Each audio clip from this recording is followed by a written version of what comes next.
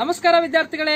ಕರ್ನಾಟಕ ಸರ್ಕಾರ ಸಾರ್ವಜನಿಕ ಶಿಕ್ಷಣ ಇಲಾಖೆ ಸಮಗ್ರ ಶಿಕ್ಷಣ ಅಭಿಯಾನದಡಿಯಲ್ಲಿ ಅಗಸ್ತ್ಯ ಕೋರ್ ವಿಜ್ಞಾನ ಚಟುವಟಿಕಾ ಕೇಂದ್ರ ವಿಜಯಪುರ ಇವರು 10ನೇ ತರಗತಿ ಮಕ್ಕಳಿಗಾಗಿ ಪುನರ್ಮನನ ಕಾರ್ಯಕ್ರಮವನ್ನು ಪ್ರಾರಂಭಿಸಿದ್ದು, ಈಗಾಗಲೇ ನೀವು ಗಣಿತ ವಿಜ್ಞಾನದಲ್ಲಿ ಸಾಕಷ್ಟು ವಿಷಯಗಳನ್ನು ತಿಳಿದುಕೊಂಡಿದ್ದೀರಿ. ಈ ವಾರ ನಾವು ಏನು ಮಾಡೋಣಪ್ಪ ಅಂತಂದ್ರೆ, ಗಣಿತ ವಿಷಯದಲ್ಲಿ 4 ಅಂಕದ ಪ್ರಶ್ನೆಗಳು ಯಾವ ರೀತಿಯಾಗಿ ಬಿಡಿಸಬಹುದು, ಯಾವ ರೀತಿಯಾಗಿ ಬರಬಹುದು ಅನ್ನೋದ್ರ ಬಗ್ಗೆ ನಿಮಗೆ SRS ಪ್ರೌಢಶಾಲೆ ದರ್ಗಾ ವಿಜಯಪುರ BI ಪರಂಡೆ ಸರ್ ತಿಳಿಸಿಕೊಡ್ತಾ ಇದ್ದಾರೆ. ಬನ್ನಿ ವಿದ್ಯಾರ್ಥಿಗಳಿಗೆ ಅವರನ್ನು ಸ್ವಾಗತಿಸೋಣ. ನಮಸ್ಕಾರ ಆತ್ಮೀಯ ವಿದ್ಯಾರ್ಥಿಗಳೇ. ಇಂದು SSLC ಪರೀಕ್ಷೆಗೆ 4 ಅಂಕದ ಪ್ರಶ್ನೆಗಳು ಯಾವ ರೀತಿ ಇರುತ್ತವೆ, ಯಾವ ಅಧ್ಯಾಯದಲ್ಲಿ ಅವು ಬರಲಿಕ್ಕೆ ಸಾಧ್ಯ ಇವೆ ಅನ್ನುವಂಥದ್ದು ಅಂಶಗಳನ್ನು ನಾವು ಮೊದಲಿಗೆ ನೋಡ್ಕೊಳ್ಳೋಣ. ಈಗ ನಮಗೆ 4 ಅಂಕದ ಒಂದು ಪ್ರಶ್ನೆಗಳು, ಒಂದು ಸಂಭಾವನೆಯ ಅಧ್ಯಾಯಗಳ 4 ಇರುತ್ತವೆ. 4 ಅಂಕದ ಪ್ರಶ್ನೆಗಳು 4 ಇರುತ್ತವೆ. ಅವುಗಳಲ್ಲಿ 2 ಚರಾಕ್ಷರ ಇರುವ ರೇಖಾತ್ಮಕ ಸಮೀಕರಣಕ್ಕೆ ಸಂಬಂಧಪಟ್ಟಂತೆ ಒಂದು ನಕ್ಷೆ ಅನ್ನುವಂಥದ್ದು ಇರ್ತದೆ. ಅದರಂತೆ ತ್ರಿಭುಜಗಳಲ್ಲಿ ಪ್ರಮೇಯಗಳಿಗೆ ಸಂಬಂಧಪಟ್ಟಂತ ಒಂದು ಪ್ರಮೇಯ ಇರುತ್ತದೆ. ಇವೆರಡು ಅದರಿಂದ ಸಮಾಂತರ ಶ್ರೇಣಿಗಳಿಗೆ ಸಂಬಂಧಪಟ್ಟಂತೆ ಒಂದು ಸಮಸ್ಯೆ, ತ್ರಿಕೋನಮಿತಿ ಅನ್ವಯಕ್ಕೆ ಸಂಬಂಧಪಟ್ಟಂತೆ ಒಂದು ಸಮಸ್ಯೆ, ವರ್ಗ ಸಮೀಕರಣ ಸಂಬಂಧಪಟ್ಟಂತೆ ಒಂದು ಗಣಿತ ಸಮಸ್ಯೆ ಇರಬಹುದು ಅಥವಾ ಯಾವುದಾದ್ರೂ ಒಂದು ಸಮಸ್ಯೆ ಇರುತ್ತದೆ. ಕ್ಷೇತ್ರ ಗಣಿತ ಸಂಬಂಧಪಟ್ಟಂತ ಒಂದು ಅಧ್ಯಾಯಗಳಲ್ಲಿ ತಾವು 4 ಪ್ರಶ್ನೆಗಳ ಕೇಳ್ತಿದ್ರಿ, 6 ಅಧ್ಯಾಯಗಳನ್ನು ಬರೆದಿರಿ ಅನ್ನುವಂತ ತಮ್ಮ ಒಂದು ಕುತೂಹಲ ಇರಬಹುದು. ಇಲ್ಲಿ ಇರುವಂತಹ 4 ಪ್ರಶ್ನೆಗಳು ಈ 6 ಅಧ್ಯಾಯಗಳಲ್ಲಿ ಇರ್ಲಿಕ್ಕೆ ಸಾಧ್ಯ. ಒಂದು ಮಾತ್ರ 5 ಅಂಕದ ಪ್ರಶ್ನೆ ಇವುಗಳಲ್ಲಿ ಯಾವುದಾದ್ರೂ ಹೋದರೆ ಆ ಅಧ್ಯಾಯ ಇಲ್ಲಿ 4 ಅಂಕಕ್ಕೆ ಸಂಬಂಧಪಡುವುದಿಲ್ಲ. ಆದರೆ ನಮಗೆ ಈ 6 ಅಧ್ಯಾಯಗಳಿಂದ 4 ಅಂಕದ ಪ್ರಶ್ನೆಗಳನ್ನ ನಾವು ಕಡ್ಡಾಯವಾಗಿ ನಾವು ಬಿಡಿಸಲೇಬೇಕಾಗ್ತದೆ. ಅವುಗಳಲ್ಲಿ ಮೊದಲನೇದು ನಾವು ನಕ್ಷೆಗಳನ್ನ 2 ಚರಾಕ್ಷರ ಇರುವಂತಹ ರೇಖಾತ್ಮಕ ಸಮೀಕರಣ ನಕ್ಷೆಗಳನ್ನ ಯಾವ ರೀತಿ ಬಿಡಿಸಬೇಕು ಅನ್ನುವಂಥದ್ದನ್ನ ನಾವು ಒಂದು ಉದಾಹರಣೆಯೊಂದಿಗೆ ನಾವು ಬಿಡಿಸೋಣ. ಈಗ ಮಧ್ಯ ಸಮೀಕರಣ ಸಂಬಂಧಪಟ್ಟಂತ ಒಂದು x ಮತ್ತು y ಬೆಲೆಗಳನ್ನ ನಕ್ಷೆ ಮೇಲೆ ಯಾವ ರೀತಿ ಗುರುತಿಸಬೇಕು. x ದ ಬೆಲೆ 0 ಆದಾಗ y ದ ಬೆಲೆ 2, x ದ ಬೆಲೆ 0 ಆದಾಗ y ದ ಬೆಲೆ 2, x ದ ಬೆಲೆ 3 ಆದಾಗ y ದ ಬೆಲೆ 1, x ದ ಬೆಲೆ 3 ಆದಾಗ y ದ ಬೆಲೆ 1. ಎರಡು ರೇಖೆಗಳು ಏನು ಛೇದಿಸ್ತಾವ ಅಲ್ಲಿ ನಾವು ಅದನ್ನ ಬೆಲೆಗಳನ್ನು ಗುರುತಿಸಬೇಕು. x ದ ಬೆಲೆ 6 ಆದಾಗ y ದ ಬೆಲೆ 0, x ದ ಬೆಲೆ 6 ಆದಾಗ y ದ ಬೆಲೆ 0. ಈ ರೀತಿ ಆದಾಗ ಇವುಗಳನ್ನ ನಾವು ಒಂದು ಚಿಕ್ಕೆಯನ್ನ ಹಾಕೊಂಡು ಒಂದು ರೌಂಡ್ ಹಾಕಿದ್ದೇವೆ ಅಂದ್ರೆ ಬಿಂದುಗಳನ್ನ ನಾವು ಗೆರೆ ಹೊಡಿಲಿಕ್ಕೆ ಸರಳ ಆಗ್ತದ ಅನ್ನುವಂಥದ್ದು. ಹಾಗಾದ್ರೆ ಈ ನಕ್ಷೆಯನ್ನ ಯಾವ ರೀತಿ ಬರ್ತದೆ ನೋಡ್ರಿ.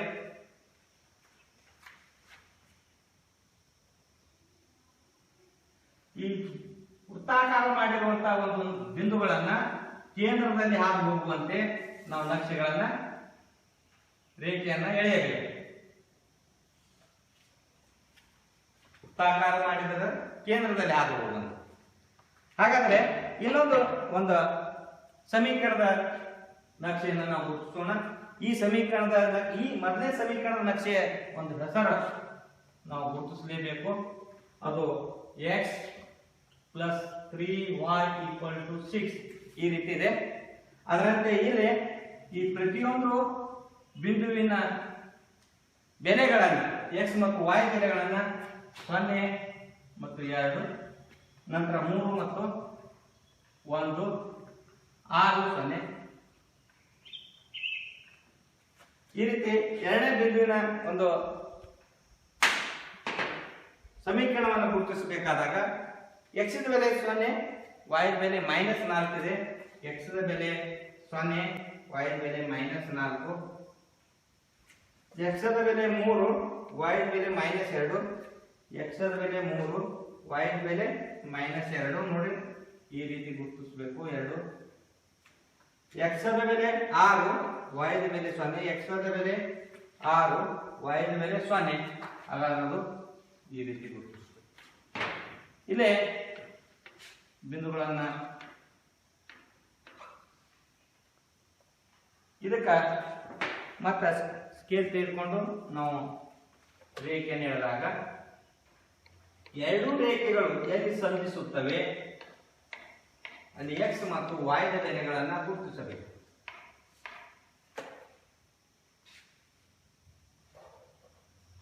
ವಿದ್ಯಾರ್ಥಿಗಳೇ, ಇಲ್ಲಿ ನೋಡಿ ಈ ಎರಡು ರೇಖೆಗಳು x ಅಕ್ಷದಲ್ಲಿ x ದ 6 ಬಿಂದುವಿನಲ್ಲಿ ಸಂಧಿಸಿವೆ. ಹಾಗಾದರೆ x ದ ಬೆಲೆ 6 ಆಗ್ತದೆ, y ದ ಬೆಲೆ 0 ಆಗಿರುತ್ತದೆ. ಈ ನಕ್ಷೆಯಿಂದ ನಾವು ಈ ನಕ್ಷೆಯ ಈ ರೇಖೆಯ ಒಂದು ಸಮೀಕರಣವನ್ನು ಬರಬೇಕು. 2x minus 3y equal to 12 ಅಂತ ಇವುಗಳ ನಿರ್ದೇಶಾಂಕಗಳನ್ನು ಅಥವಾ x ಮತ್ತು y ಬೆಲೆಗಳನ್ನು ಮೈನಸ್ 4 3 ಮೈನಸ್ 2 ಇದು ಬರೆದಿದ್ದೇವೆ. ಹಾಗಾದ್ರೆ ಇಲ್ಲಿ ಈ ರೀತಿ ಬರೆಯುವಾಗ ಇವುಗಳ ಅಕ್ಷಗಳನ್ನು x ಅಕ್ಷ ಒಂದು ಮೂಲಮಾನ 1 ಸೆಂಟಿಮೀಟರ್ ಸಮ ಅಂತ ತೆಗೆದುಕೊಳ್ಳಬೇಕು ಅಥವಾ ನೀವೇನು ಹಿಡಿದಿರ್ತೀರಿ ಈ ಅಳತೆಗಳನ್ನ x ಅಕ್ಷ ಮತ್ತು y ಅಕ್ಷಗಳ ಬೆಲೆಗಳನ್ನು ಬರಿಬೇಕು. ನಂತರ ಬರೆದಾಗ ಈ ಒಂದು ಗ್ರಾಫ್ ಪೂರ್ಣ ಆಗ್ತದೆ. ಇದನ್ನ ಗ್ರಾಫ್ನಲ್ಲಿ ಬರೆದಷ್ಟೇ ಅಲ್ಲದೆ ಇದು ಬಿಡಿಸಿದಾಗ x ಮತ್ತು y ದ ಬೆಲೆಗಳನ್ನ ಬರೆದರಂದ್ರೆ ಇದಕ್ಕೆ 4 ಅಂಕಗಳ ಒಂದು ಪ್ರಶ್ನೆಗೆ ಉತ್ತರವಾಗಿರ್ತದೆ ವಿದ್ಯಾರ್ಥಿಗಳು.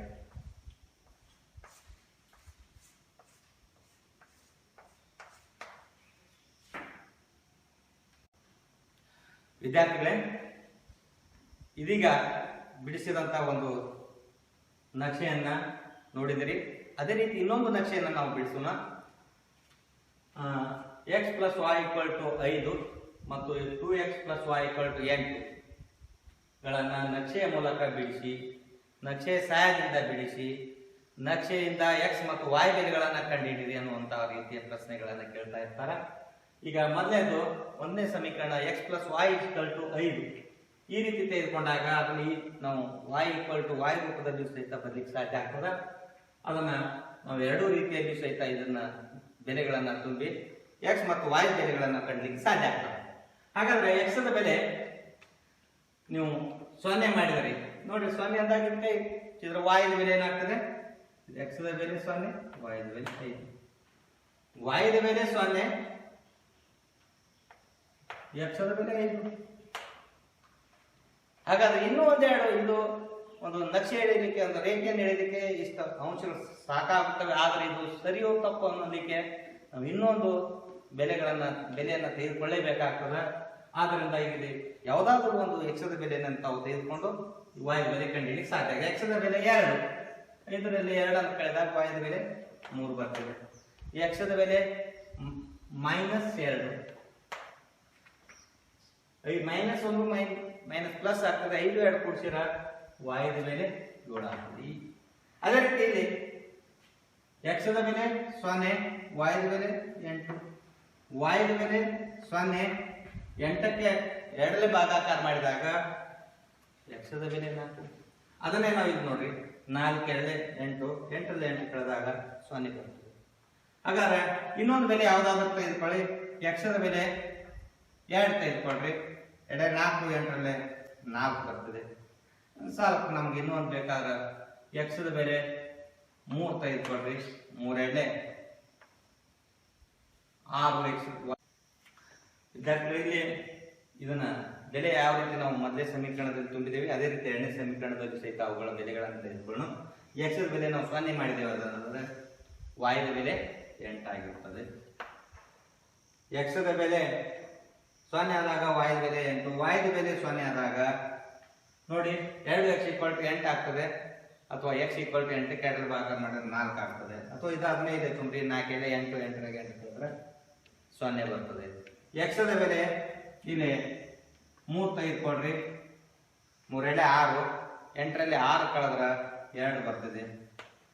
x ದ ಬೆಲೆ ನಾವು 2 ತೆಗೆದುಕೊಳ್ರಿ, 2 2 4, 8ರಲ್ಲಿ 4 ಕಳೆದಾಗ 4 ಬರ್ತದೆ.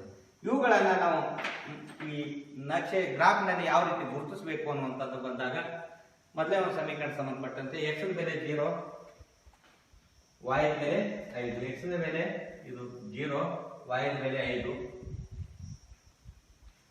x ದ ಬೆಲೆ 5, y ದ ಬೆಲೆ 0, y ದ ಬೆಲೆ 0, x ದ ಬೆಲೆ 5. ವಿದ್ಯಾರ್ಥಿಗಳೇ, ಈ ಎರಡನ್ನ ನಾನು ಮೊದಲಿಗೆ ಗುರುತಿಸ್ತಿದ್ದೇನೆ ಎರಡು ಬಿಂದುಗಳಿಂದ.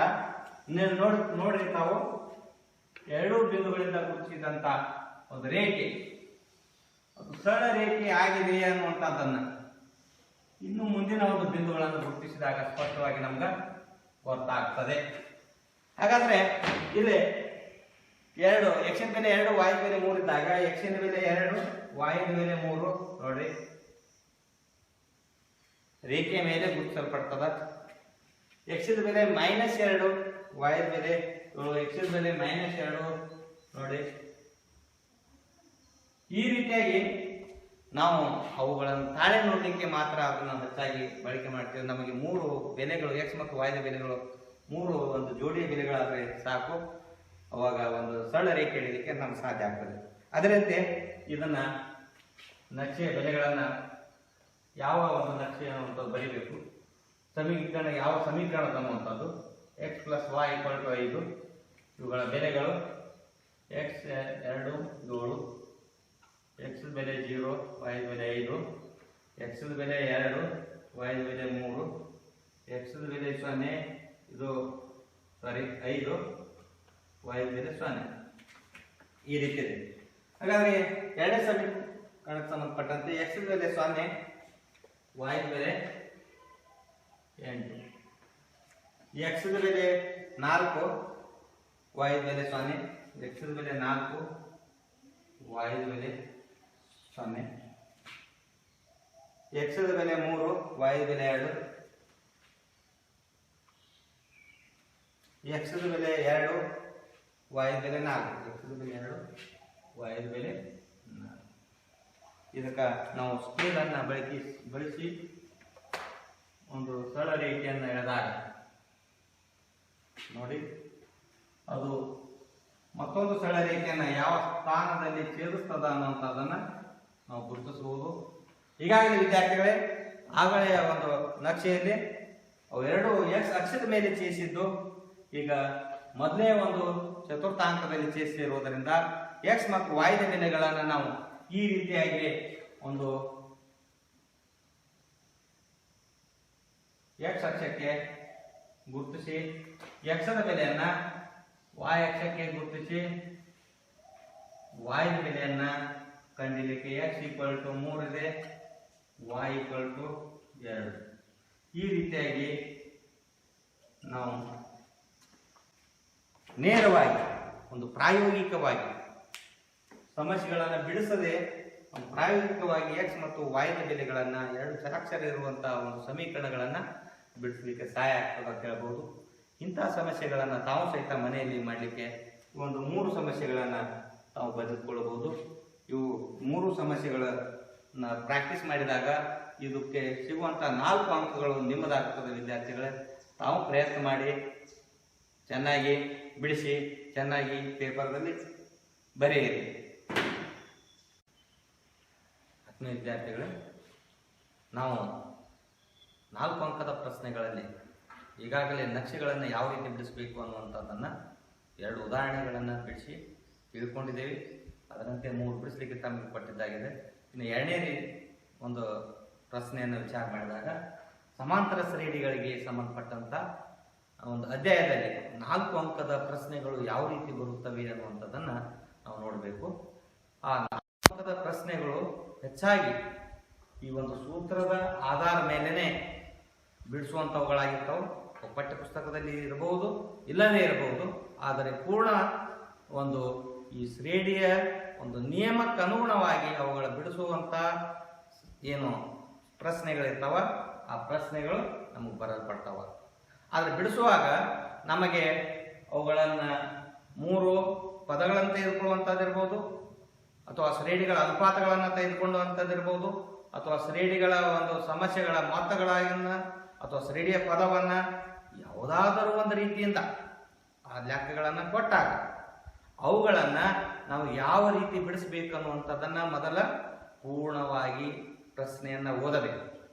ಪ್ರಶ್ನೆ ಓದಿದಾಗ ನಮಗೆ ಏನನ್ನ ಕೊಟ್ಟಿದ್ದಾರೆ, ಏನನ್ನ ಕಂಡುಹಿಡಿಯಬೇಕು, ಯಾವ ಸೂತ್ರಗಳನ್ನು ಬಳಕೆ ಮಾಡ್ಕೋಬೇಕು ಅನ್ನುವಂಥದ್ದು ಬಹಳ ಮುಖ್ಯವಾಗಿದೆ ವಿದ್ಯಾರ್ಥಿಗಳು. ಆದ್ದರಿಂದ ಈಗ ಈ ಪಾಠಕ್ಕೆ ಸಂಬಂಧಪಡುವಂತ ಈ ಸೂತ್ರಗಳು ಇಲ್ಲಿ ಯಾವ್ಯಾವ ಸಂಬಂಧಪಡ್ತವೆ ಅನ್ನುವಂಥದ್ದನ್ನ ನೋಡ್ಕೋಬೇಕು. ಈಗ ಒಂದು ಉದಾಹರಣೆ ಇಲ್ಲಿ ತಾವು ಗಮನಿಸಬಹುದು. ಒಂದು ಸಮಾಂತರ ಶ್ರೇಣಿಯ 3 ಪದಗಳ ಮೊತ್ತ 12 ಆಗಿದೆ ಹಾಗೂ ಅವುಗಳ ಘನಗಳ ಮೊತ್ತ 288 ಆಗಿದೆ. ಆ ರೀತಿ ಆದಾಗ ಆ ಸಂಖ್ಯೆಗಳನ್ನು ಕಂಡುಹಿಡಿಯಿರಿ. ಆ 3 ಸಂಖ್ಯೆಗಳು ಸಮಾಂತರ ಶ್ರೇಣಿಯ 3 ಸಂಖ್ಯೆಗಳನ್ನು ಕಂಡುಹಿಡಿಯಿರಿ ಅಂತ ಹೇಳ್ತಾರೆ. ಸಮಾಂತರ ಶ್ರೇಣಿಯ 3 ಸಂಖ್ಯೆಗಳನ್ನು ಕಂಡುಹಿಡಿದಾಗ ಇವುಗಳ ಮೊತ್ತ ಕೊಟ್ಟಿದಾಗ ಅವುಗಳ ಘನಗಳ ಮೊತ್ತ ಕೊಟ್ಟಿದ್ದಾರೆ. ನಮಗೆ ಈ ರೀತಿ ಪ್ರಶ್ನೆಗಳಿದ್ದಾಗ 3 ಪದಗಳನ್ನು ಯಾವ ರೀತಿ ತೆಗೆದುಕೋಬೇಕು, ನಾವು ಈ ರೀತಿ 3 ಪದಗಳನ್ನು ತೆಗೆದುಕೊಂಡಾಗ ಬಿಡಿಸಬೇಕಾದಾಗ ಒಂದಿಷ್ಟು ಕಠಿಣತೆ ಅನಿಸ್ತದೆ. ಆದ್ದರಿಂದ 3 ಪದಗಳನ್ನು ಕಂಡುಹಿಡಿಯಬೇಕಾದಾಗ ನಾವು ಇಲ್ಲಿ ಎರಡನೇ ಇರುವಂತಹ ಒಂದು ಸೂತ್ರ. ಯಾಕಂದ್ರೆ ಈ ಪದವನ್ನು ತೆಗೆದುಕೊಂಡಿದೆ ಆದ್ರೆ ಅಲ್ಲಿ ನಮ್ಗ ಮೊದಲನೇ ಪದ ಸಿಗ್ತದೆ ವಿದ್ಯಾರ್ಥಿಗಳೇ.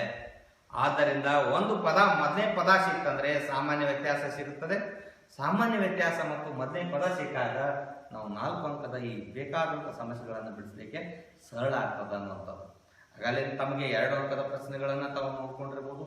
ಅದರಂತೆ ಇದಕ್ಕೆ 3 ಅಂಕದ ಒಮ್ಮೆ 3 ಅಂಕದ ಪ್ರಶ್ನೆಗಳು ಬರುವಂತಹ ಸಾಧ್ಯತೆಗಳು, ಒಮ್ಮೆ 4 ಅಂಕದ ಪ್ರಶ್ನೆಗಳು ಬರುವ ಸಾಧ್ಯತೆಗಳು. ಆದ್ದರಿಂದ 4 ಅಂಕದ ಪ್ರಶ್ನೆಗಳನ್ನ ನಾನೀಗ ಯಾವ ರೀತಿ ಬಿಡಿಸಬೇಕು ಅನ್ನುವಂಥದ್ದನ್ನ ನೋಡೋಣ. ಆ ಸಮಾಂತರ ಶ್ರೇಣಿಯ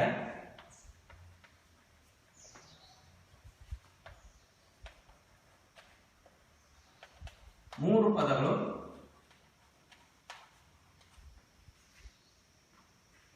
ಈ ಸೂತ್ರ ತೆಗೆದುಕೊಳ್ಳಿ ವಿದ್ಯಾರ್ಥಿಗಳೇ. A minus D A plus D ಆಗಿದೆ.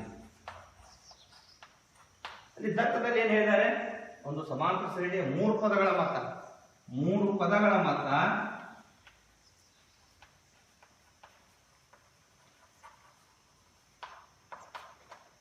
ಆಗಿದೆ. ಹಾಗಾದ್ರೆ 3 ಪದಗಳನ್ನು ಇವುಗಳನ್ನು ಕೂಡಿಸೋಣ.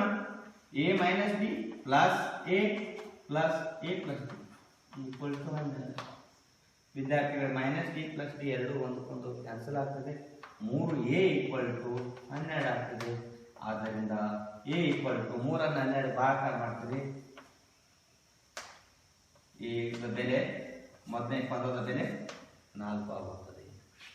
ಹಾಗಾದರೆ ಈಗ ನಮಗೆ ಕೊಟ್ಟಂತ 3 ಪದಗಳ ಘನಗಳ ಮೊತ್ತ, ಘನ ಅಂದಾಗ ವಿದ್ಯಾರ್ಥಿಗಳೇ 3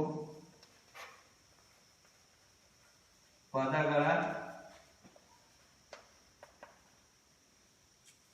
ಘನಗಳ ಮೊತ್ತ 288.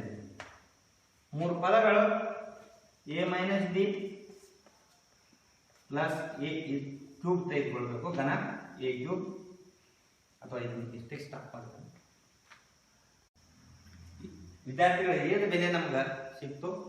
ಆದ್ದರಿಂದ ನಾವು ಇಲ್ಲಿ 3 ಪದಗಳ ಘನಗಳ ಮೊತ್ತ ಎ ಮೈನಸ್ ಬಿ ಘಾತಾಂಕ 3 ಪ್ಲಸ್ ಎ ಘಾತಾಂಕ 3 ಪ್ಲಸ್ ಎ ಪ್ಲಸ್ ಡಿ ಘಾತಾಂಕ 3 equal to 288.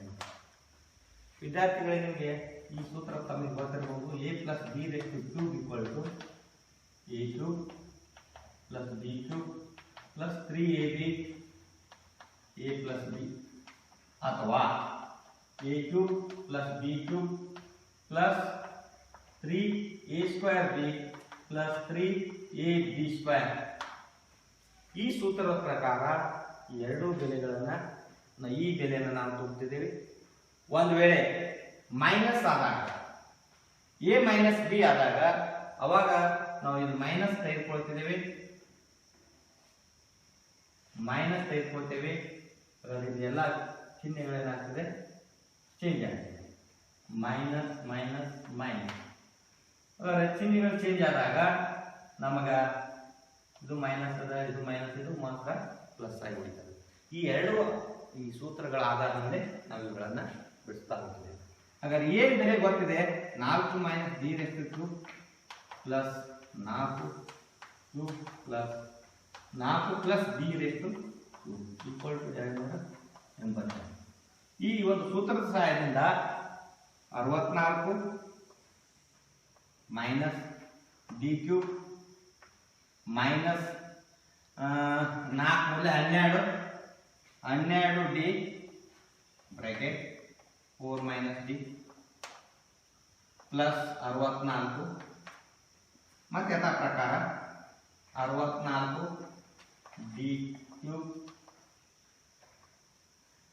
12 D 4 plus D equal to 288. ಹಾಗಾದ್ರೆ ಇಲ್ಲಿ 64 ಈ 64 ಮೂರನ್ನ ಕೂಡಿಸ್ಕೊಳ್ಳೋಣ.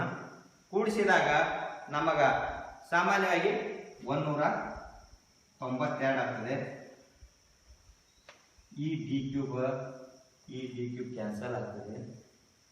ಹಾಗಾದ್ರೆ ಮುಂದೆ ಉಳಿದಿದ್ದು minus 12 4 48 D minus plus 12 D square ನಂತರ plus 12 48 D plus 12 D square equal to 288. ಈಗ ಮತ್ತೆ ಪುನಃ ವಿದ್ಯಾರ್ಥಿಗಳೇ 48 ಡಿ ಮೈನಸ್ ಪ್ಲಸ್ 48 ಡಿ ಎರಡು ಕ್ಯಾನ್ಸಲ್ ಆಗ್ತದೆ. 192 plus 12 D square equal to 288 ಆಗ್ತದೆ. ಹಾಗಾದ್ರೆ ಈ 192 ಈ 288 ಕಡೆ ತೆಗೆದುಕೊಂಡಾಗ 12 ವಿದ್ಯಾರ್ಥಿಗಳೇ ನಾವು 12 ಕೂಡಿಸಿರ್ಬೇಕಾಗಿತ್ತು. ಕೂಡಿಸಿದಾಗ 1 ನಿಮಿಷ 24 ಡಿ ಸ್ಕ್ವೇರ್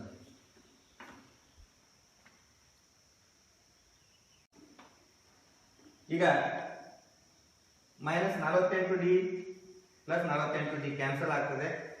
12 ಡಿ ಸ್ಕ್ವೇರ್ ಮತ್ತು 12 ಡಿ ಸ್ಕ್ವೇರ್ ಕೂಡಿಸಿದ್ರೆ 24 ಡಿ ಸ್ಕ್ವೇರ್ ಆಗ್ತದೆ. 192 plus 24 D square equal to 288. ಹಾಗಾದ್ರೆ ಈ 24 D square equal to 288 minus 192. ನಾವು ಸಾಮಾನ್ಯವಾಗಿ ಈ ರೀತಿ ಇರುವಂತಹ ಒಂದು ಲೆಕ್ಕಗಳನ್ನು ತೆಗೆದುಕೊಂಡಾಗ ನಾವು ಈ 288ರಲ್ಲಿ 192 ಕಳೆದಾಗ 6 9 24 D square equal D square equal to 96 ಬಾಳೆ 24 ಡಿ ಸ್ಕ್ವೇರ್ ಈಕ್ವಲ್ ಟು 4. ಹಾಗಾದರೆ D equal to plus R minus root of 4. D equal to plus R minus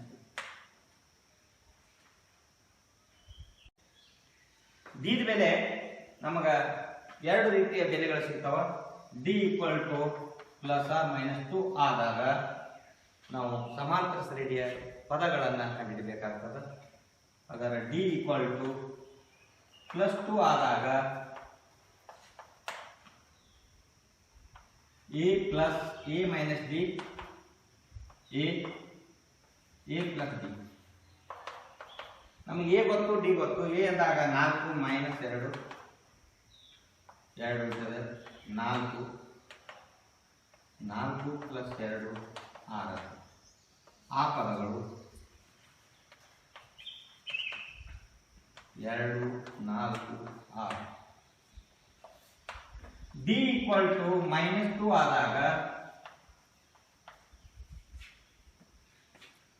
A minus D. A ಅಂದ್ರೆ 4 ಮೈನಸ್ ಡಿ ಅಂದ್ರೆ minus. ಹಾಗಾದ್ರೆ 4 plus 2 6. A equal to 4. A plus D equal to 4 plus minus 2. 4 minus 2 equal to 2. ಆ ಪದಗಳು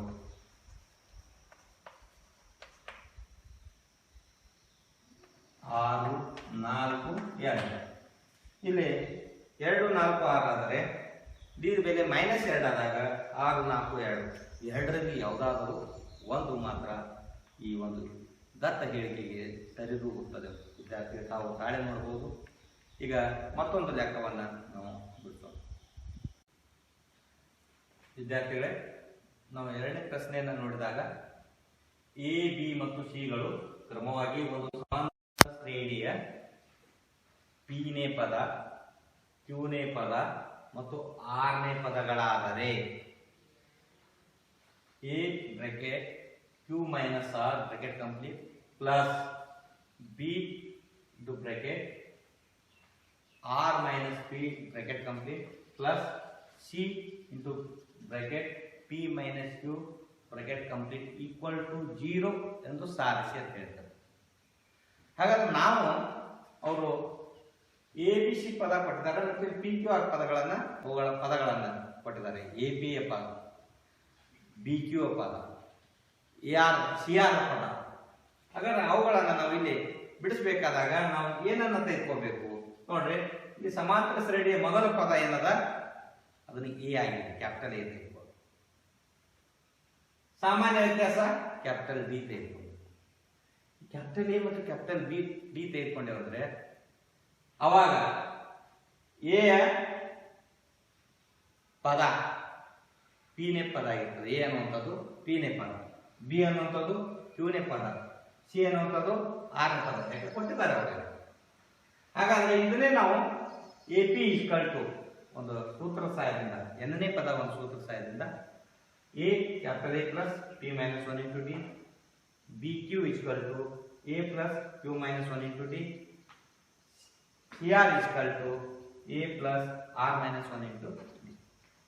ಇದು ಆರನೇ ಪದ, ಇದು ಕ್ಯೂನೇ ಪದ, ಇದು ಪಿನೇ ಪದ. ಹಾಗಾದ್ರೆ ಈ ರೀತಿ ಮೂರು ಒಂದು ಬೇರೆ ಬೇರೆ ಪದಗಳನ್ನು ಹೊಂದಿರುವಂತಹ ಸಮಾಂತರ ಶ್ರೇಣಿಗಳನ್ನು ತೆಗೆದುಕೊಂಡಾಗ ನಾವು ಅವ್ರು ಕೊಟ್ಟಂತಹ ಒಂದು ಹೇಳಿಕೆ ಕೊಟ್ಟಿದ್ದಾರೆ, ಉತ್ತರ 0 ಅಂತ ತೋರಿಸ್ತೀನಿ ಅಂತ ಹೇಳಿದ್ದಾರೆ. ಆದ್ದರಿಂದ ನಾನು ಇಲ್ಲಿ ಬಲಭಾಗ ತೆಗೆದುಕೊಂಡಿದ್ದೇನೆ. ಬಲಭಾಗದಲ್ಲಿ ತೆಗೆದುಕೊಂಡಾಗ ಈ ಭಾಗ ಪೂರ್ಣ ಇಲ್ಲಿಂದ ಇಲ್ಲಿವರೆಗೆ ಅದನ್ನ ಯಥಾ ಪ್ರಕಾರ ಬರೆದಿದ್ದೇನೆ. ಇದರ ಉತ್ತರ ಏನು ಬರಬೇಕು? 0 ಬರಬೇಕು. ಹಾಗಾದ್ರೆ ಈ ಬಲಭಾಗದಲ್ಲಿ ಇರುವಂತಹದ್ದು ಯಥಾ ಪ್ರಕಾರ ಬರ್ಕೊಂಡಿದ್ದೀವಿ. ಎ ಬೆಲೆಯನ್ನ ಅಂದ್ರೆ ಎ ಪಿ ಬೆಲೆಯನ್ನ ನಾವು ತುಂಬಿದಾಗ ಏನ್ ಬರ್ತದೆ? ಇದನ್ನ ಇಲ್ಲಿ ನಾವು ಸಬ್ಸ್ಟಿಟ್ಯೂಟ್ ಮಾಡ್ತೇವೆ, ತುಂಬ್ತಾ ಇದ್ದೀವಿ. ಬಿ ಬೆಲೆಯನ್ನು ನಾವು ಇಲ್ಲಿ ತುಂಬ್ತಾ ಇದ್ದೀವಿ, ಸಿ ಬೆಲೆಯನ್ನು ನಾವು ಇಲ್ಲಿ ತುಂಬ್ತಾ ಇದ್ದೇವೆ. ಹಾಗಾಗಿ ಈ ರೀತಿ ತುಂಬುವಾಗ ಇಲ್ಲಿ ಈ ಬೆಲೆಗಳನ್ನು 1, 2, 3 ಏನ ಸಮೀಕರಣದ ಬೆಲೆಗಳದಾವ, ಪದಗಳದಾವ, ಅವುಗಳನ್ನ ನಾವು ಇವುಗಳಲ್ಲಿ ತುಂಬಿದಾಗ ನಮಗೆ ಬರುವಂತದ್ದು ನೋಡಿ. ಎ ಬದಲಿ ಈ ಪೂರ್ಣ ಪದವನ್ನು ನಾವು ಇಲ್ಲಿ ತೆಗೆದುಕೊಳ್ತೀವಿ, ಬಿ ಬದಲಿ ಈ ಪೂರ್ಣ ಪದವನ್ನು ನಾವು ಇಲ್ಲಿ ತೆಗೆದುಕೊಳ್ತೀವಿ, ಸಿ ಬದಲಿ ಈ ಒಟ್ಟು ಪೂರ್ಣ ಪದವನ್ನು ನಾವು ಇಲ್ಲಿ ತೆಗೆದುಕೊಳ್ತೀವಿ.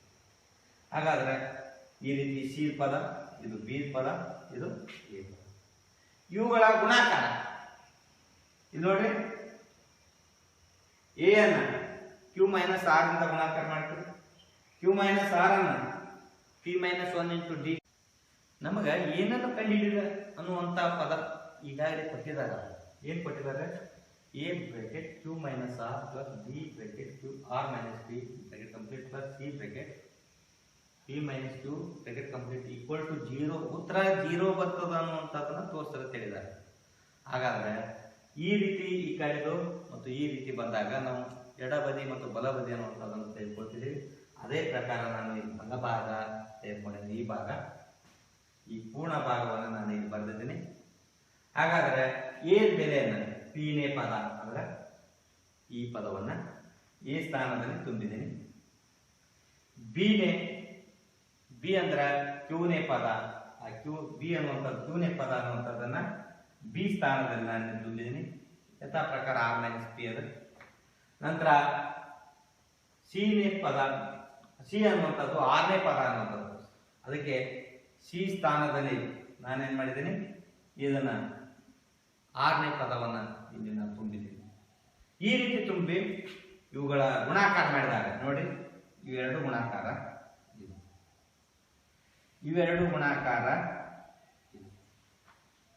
ಹಾಗಾದ್ರೆ ಈ ಎರಡು ಗುಣಾಕಾರ, ಇವೆರಡು ಗುಣಾಕಾರ, ಇದು ಮತ್ತು ಇದರ ಗುಣಾಕಾರ, ಇವೆರಡೂ ತರ ಗುಣಾಕಾರ ಇದೆ.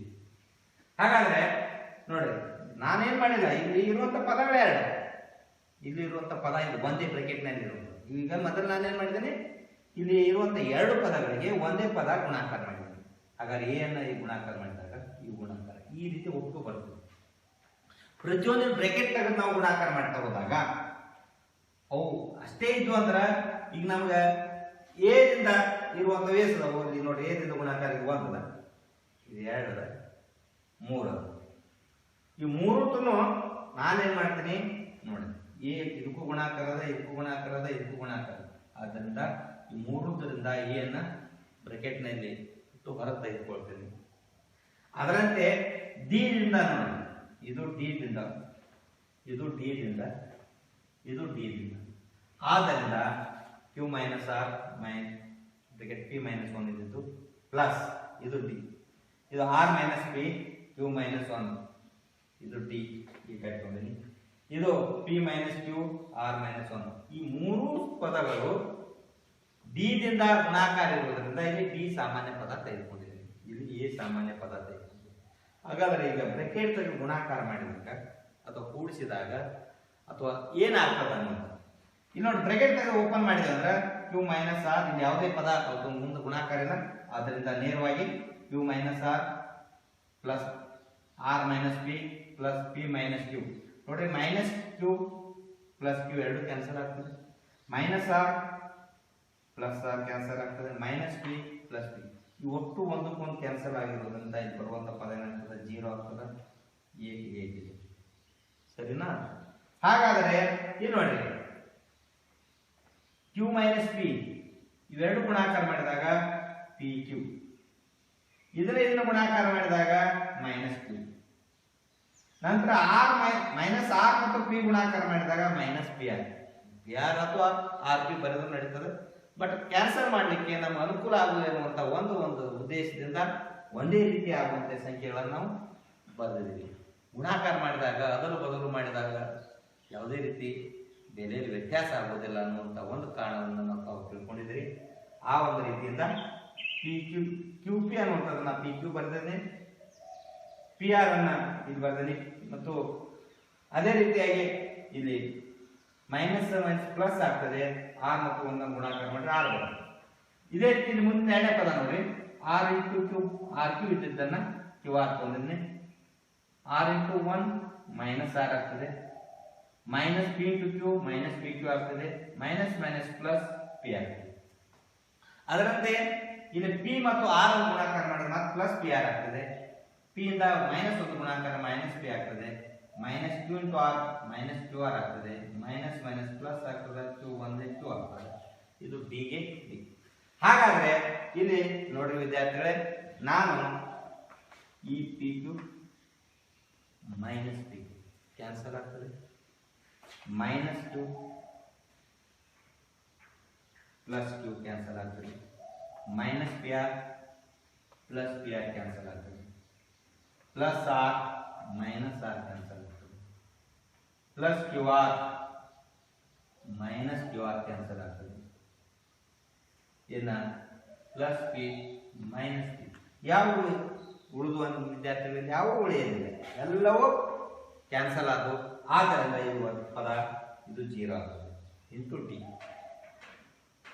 0ಗೆ ಏನಿಂದ ಗುಣಾಕಾರ ಮಾಡಿದಾಗ 0, ಡಿಯಿಂದ 0 ಗುಣಾಕಾರ ಮಾಡಿದಾಗ 0. ಅದರಿಂದ ಎರಡು 0ಗಳನ್ನು ಕೂಡಿಸಿದಾಗ ನಮ್ಮ ಉತ್ತರ 0 ಬರ್ತದೆ. ಆದ್ದರಿಂದ ನಾವೇನನ್ನು ಕಂಡುಹಿಡಿಯಬೇಕಾಗಿದೆ ಅದು ಈ ರೀತಿ ಕೊಟ್ಟಂತಹ ಸಮಸ್ಯೆಗಳನ್ನ ಮೊದಲು ಶ್ರೇಣಿಯ ಪದಗಳು ಯಾವ ರೀತಿ ಕೊಟ್ಟಿದ್ದಾರೆ ಅನ್ನುವಂಥದ್ದು ನಾವು ತಿಳ್ಕೊಂಡು ಪ್ರಶ್ನೆಯನ್ನ ಅರ್ಥ ಮಾಡಿಕೊಂಡಾಗ ಮಾತ್ರ ಇವುಗಳನ್ನ ಬಿಡಿಸ್ಕೊತ ಹೋಗಲಿಕ್ಕೆ ಬರ್ತದೆ. ವಿದ್ಯಾರ್ಥಿಗಳೇ, ಯಾವುದೇ ಲೆಕ್ಕ ಕೊಡಲಿ ಸಮಾಂತರ ಶ್ರೇಣಿ ಒಳಗ ಅಂತ ಲೆಕ್ಕಗಳನ್ನ ನಾವು ಮೊದಲ ಸೂತ್ರವನ್ನ ಪರ್ಫೆಕ್ಟ್ ಮಾಡ್ಕೋಬೇಕು. ಸೂತ್ರಕ್ಕೆ ಅನುಗುಣವಾಗಿ ನಾವು ಇವುಗಳನ್ನ ಬಿಡ್ತಾ ಹೋಗ್ಬೇಕು.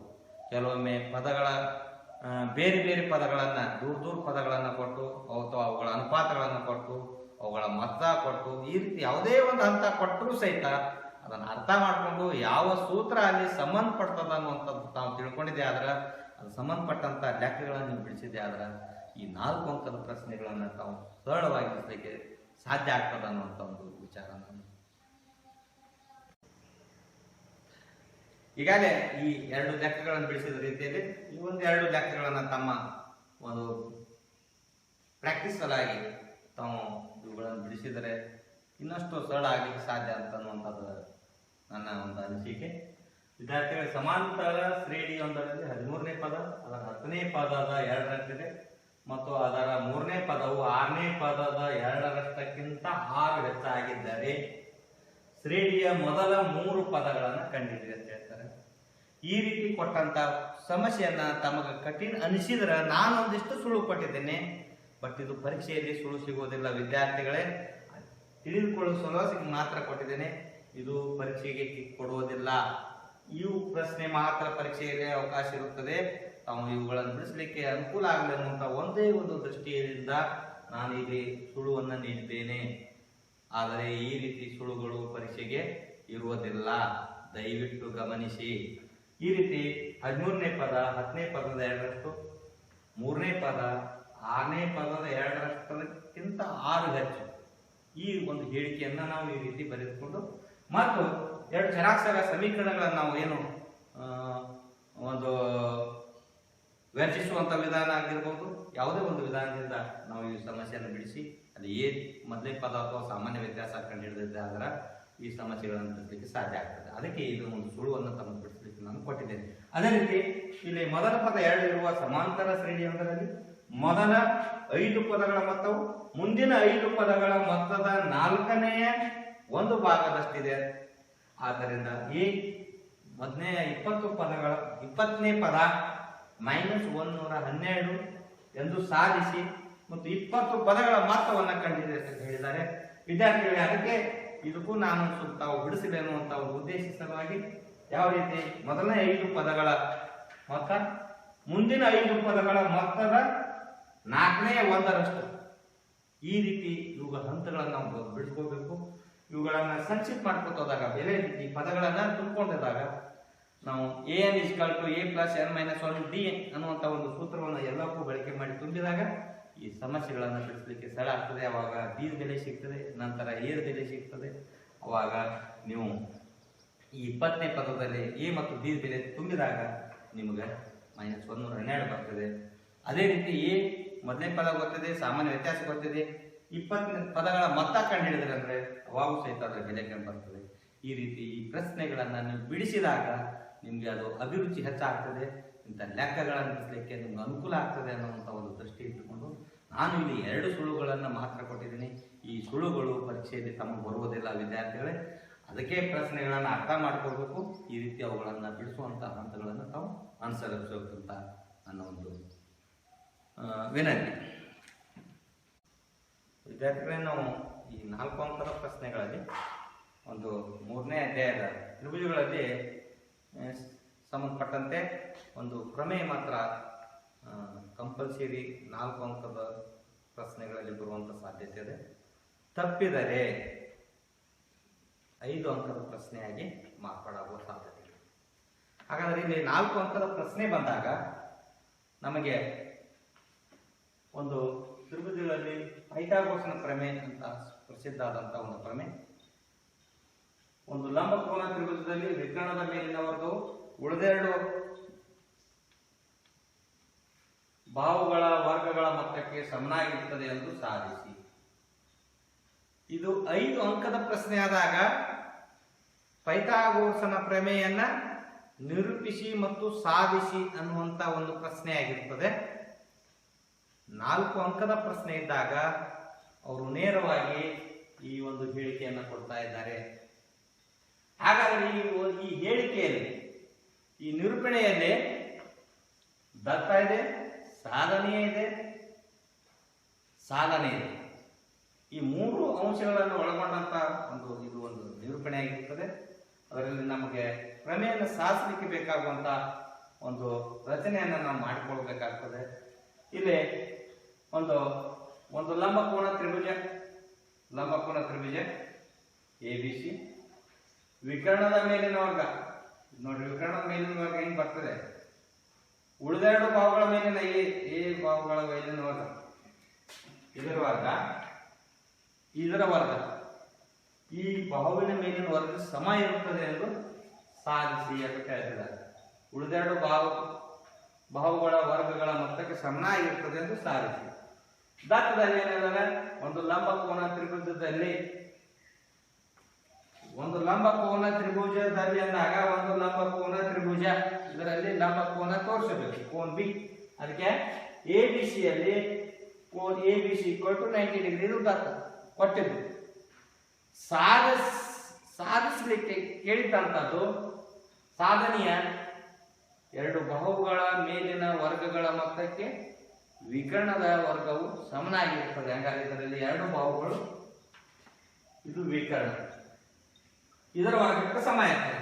ಹಾಗಾದ್ರೆ ನಮಗೆ ಸಾಧಿಸಲಿಕ್ಕೆ ಬೇಕಾಗುವಂತ ಒಂದು ರಚನೆ ಮಾಡ್ಕೊಂಡಿದ್ದೇವೆ ನಾವು. ಎಸಿಗೆ ಲಂಬವಾಗಿ BD ರಚಿಸಿದ್ದೇವೆ. ಅದು ಬಿ ಕೇಂದ್ರದಲ್ಲಿ ಸಂಧಿಸುವಂತೆ BD ಲಂಬ AC ಆಗುವಂತೆ ರಚಿಸಿದೆ. ಹಾಗಾದ್ರೆ ನಾವು ಸಾಧನೆ ಮಾಡಬೇಕಾದಾಗ ಇದು ಎರಡು ತ್ರಿಭುಜ ತೆಗೆದುಕೊಳ್ತೇವೆ, ತ್ರಿಭುಜ ABC ಮತ್ತು ತ್ರಿಭುಜ ADBಗಳಲ್ಲಿ. ನೋಡ್ರಿ, ತ್ರಿಭುಜ ABC ಅಂದ್ರೆ ಇದು ಪೂರ್ಣ ದತ್ತ ತ್ರಿಭುಜ. ತ್ರಿಭುಜ ADB ಅಂದ್ರೆ ನೋಡ್ರಿ ADB ಇದು. ಹಾಗಾದ್ರೆ ಇಲ್ಲಿ ನಾನು ತಮಗೆ ಒಂದು ಇದು ತೋರಿಸ್ತಿದ್ದೇನೆ. ಇಲ್ಲಿ ನೋಡ್ರಿ, ಇದರಲ್ಲಿ ಒಂದು ಪೂರ್ಣ ಲಂಬಕೋನ ತ್ರಿಭುಜ.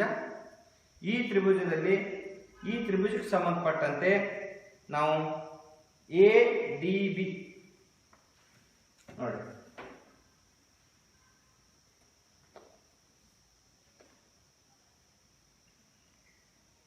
ಇದು ADB ಸಂಬಂಧಪಟ್ಟಂತೆ. ಹಾಗಾದ್ರೆ ಇದನ್ನೇ ನಾವು ಈ ರೀತಿಯಾಗಿದ್ದಾಗ ನೋಡ್ರಿ, ಇದು ಕೋನ 90 ಡಿಗ್ರಿ, ಇದು ಕೋನ 90 ಡಿಗ್ರಿ ಆಗಿರ್ತದೆ. ಇಲ್ಲಿ ಕೋನ A, ಇದು ಕೋನ A. ಈ B ಭಾಗದಲ್ಲಿ ಇರುವಂತಹ ಕೋನ ಇದು ಆಗಿರ್ತದೆ. ಹಾಗಾದ್ರೆ ಇದನ್ನ ಮತ್ತು ನಾವು ದತ್ತ ತ್ರಿಭುಜ ಇದು ವಿದ್ಯಾರ್ಥಿಗಳು, ಇದು ಮತ್ತು ಈ ದತ್ತ ತ್ರಿಭುಜ ಇದು, ಇವೆರಡಕ್ಕನ್ನ ನಾವು ತೆಗೆದುಕೊಂಡಿದ್ದೀವಿ. ತೆಗೆದುಕೊಂಡು ಅವೆರಡರಲ್ಲಿ ನಾವು ಏನ್ ಮಾಡ್ತಿದ್ದೇವೆ, ಸಾಧಿಸಬೇಕಾದಂತ ಎರಡು ಹಂತಗಳು. ಯಾವ ಎರಡು ಹಂತಗಳು? ಇಲ್ಲಿ ನೋಡ್ರಿ, ಇವೆರಡರಲ್ಲಿ 90 ಡಿಗ್ರಿ ಇರುವಂತದ್ದು ಕೋನ್ ABC = ಕೋನ್ ADB. ಇವೆರಡು 90 ಡಿಗ್ರಿ ಅದ. ಇದು ದತ್ತ ಮತ್ತು ರಚನೆ. ಇಲ್ಲಿ 90 ಡಿಗ್ರಿ ಮಾಡ್ಕೊಂಡಿದ್ದೇವೆ ದತ್ತದಲ್ಲಿ ಮತ್ತು ರಚನೆಯಲ್ಲಿ ಸಹಿತ ಇಲ್ಲಿ 90 ಡಿಗ್ರಿ ಮಾಡ್ಕೊಂಡಿದ್ದೇವೆ. ಹಾಗಾದ್ರೆ ದತ್ತ ಮತ್ತು ರಚನೆಗೆ ಸಂಬಂಧಪಟ್ಟಂತೆ ಇದು 90 ಡಿಗ್ರಿ. ಹಾಗಾದ್ರೆ ಈ ಎರಡು ತ್ರಿಭುಜಗಳಲ್ಲಿ ನೋಡ್ರಿ, ಒಂದೇ ರೀತಿ ಇರುವಂತಹ ಕೋನ ಇದು, ಈ ಕೋನ ಮತ್ತು ಈ ಕೋನ ಅಥವಾ ಈ ಕೋನ ಇದು ಈ ಸಣ್ಣ ತ್ರಿಭುಜಕ್ಕೆ ಮತ್ತು ದತ್ತ ತ್ರಿಭುಜಕ್ಕೆ ಉಭಯ ಸಾಮಾನ್ಯವಾಗಿದೆ. ಆದ್ದರಿಂದ ಕೋನ್ BAC = ಕೋನ್ DAB, ಅದನ್ನೇ ನಾನು ಹೇಳ್ತೀನಿ ಉಭಯ ಸಾಮಾನ್ಯ. Cone A = cone A, cone A = cone A. ಹಾಗಾದ್ರೆ ಇವೆರಡು ತ್ರಿಭುಜಗಳು ಒಂದಕ್ಕೊಂದೇನಾದ್ರೂ ನೋಡ್ರಿ, ABC ಸಮರೂಪಿ ತ್ರಿಭುಜ ADB. ಯಾಕಂದ್ರೆ ಇದರಲ್ಲಿರುವಂತಹ ತ್ರಿಭುಜದ ಕೋನಗಳು ಸಮಕೋನೆಗಳಾಗ್ಯಾವ. ಆದ್ದರಿಂದ ಇವು ಸಮರೂಪಿಗಳಾದ ಮೇಲೆ ಕೋನ ಸಮರೂಪತೆ ಒಂದು ನಿರ್ಧಾರವಾದ ಮೇಲೆ AB/AD ನೋಡ್ರಿ, AB/AD ಅನುರೂಪ ಬಾಹು. ಅದರಂತೆ AC/AB, AC ಇದಕ್ಕೆ AC/AB. ಇಲ್ಲಿ ಯಾವ ಬಾಹುವನ್ನ ತೆಗೆದುಕೊಳ್ತೇವೆ ಅದಕ್ಕೆ ಅನುರೂಪವಾದ ಬಾಹುವನ್ನ ನಾವು ಇಲ್ಲಿ ಬರ್ಕೋಬೇಕು. ಎಷ್ಟು ಸರಳ ಇದೆ ನೋಡ್ರಿ, ಎಷ್ಟು ಈಜಿ ಆಗಿರ್ತದೆ. ಒಂದು ನೀವು ಏನ್ ತೆಗೆದುಕೊಳ್ತೀರಿ, AB ಮತ್ತು AD, AC/AB. ಈ ಎರಡೂ ತೆಗೆದುಕೊಂಡಾಗ ಇವು ಓರೆ ಗುಣಾಕಾರ ಮಾಡ್ತೀವಿ. ಓರೆ ಗುಣಾಕಾರದಲ್ಲಿ AB × AB AB² ಆಗ್ತದೆ. AD ಮತ್ತು AC ಗುಣಾಕಾರ ಆಗ್ತದೆ. ಇದಕ್ಕ 1 ಅಂತ ಹೇಳ್ತೇವೆ. ಹಾಗಾದ್ರೆ ಇದೇ ರೀತಿಯಾಗಿ ಕೇಳಿ ನೋಡ್ರಿ, ಮತ್ತೆ ತ್ರಿಭುಜ ABC ಮತ್ತು ತ್ರಿಭುಜ BDCಗಳಲ್ಲಿ. ಹಾಗಾದ್ರೆ ನಾವು ಈ ಎರಡು ತ್ರಿಭುಜ ಇಲ್ಲಿ ತಮಗೆ ತೋರಿಸಿದಂತೆ ಇನ್ನೊಂದು ನೋಡಿ,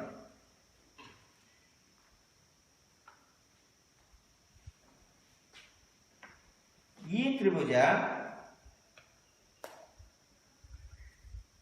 ಈ ದತ್ತ ತ್ರಿಭುಜಕ್ಕ ಒಂದು ಸಂಬಂಧ. ಹಾಗಾದರೆ ಈ ದತ್ತ ತ್ರಿಭುಜ ಮತ್ತು ಈ ಸಣ್ಣ ತ್ರಿಭುಜ ಇವುಗಳ ಎರಡರಲ್ಲಿ ಇದು 90 ಡಿಗ್ರಿ ಇದೆ, ಇದು 90 ಡಿಗ್ರಿ ಇದೆ.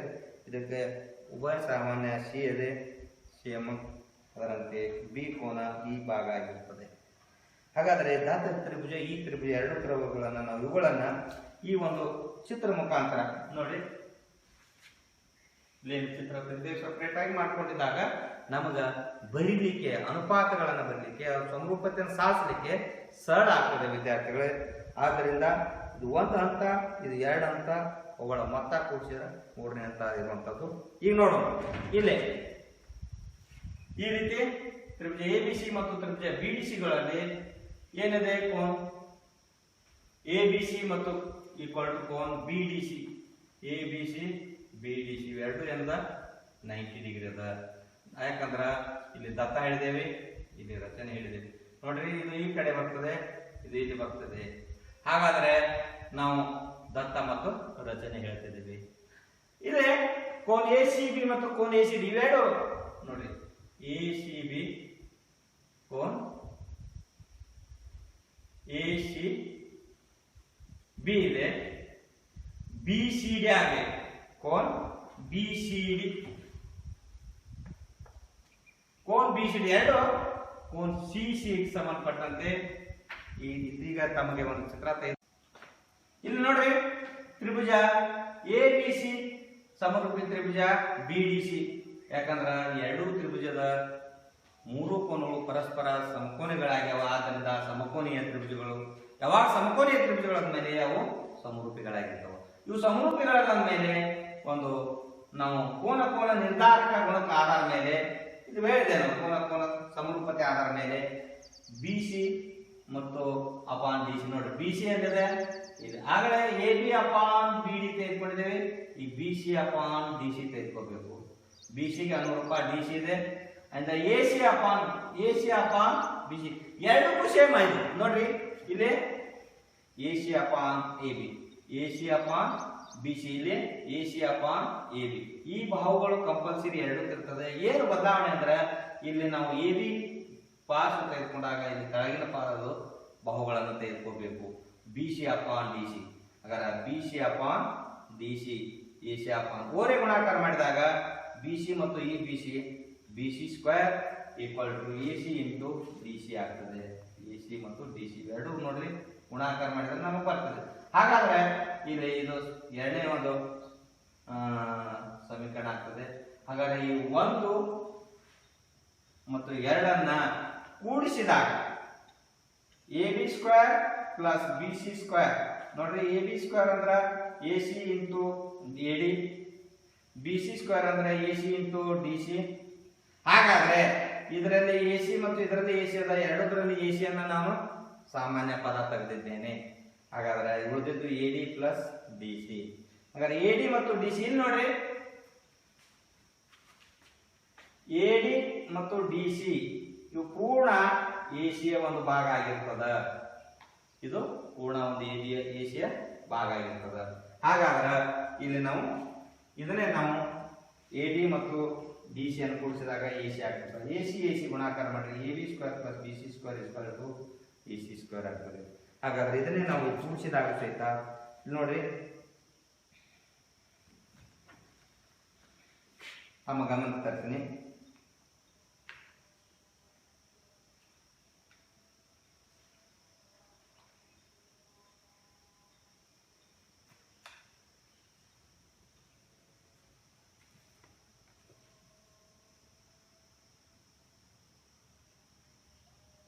ಈ ರೀತಿ ಇವೆರಡು ಭಾಗಗಳು ಕೂಡಿಸಿದಾಗ ಅದು ಎದಕ್ಕೆ ಸಮ ಆಗ್ತದೆ?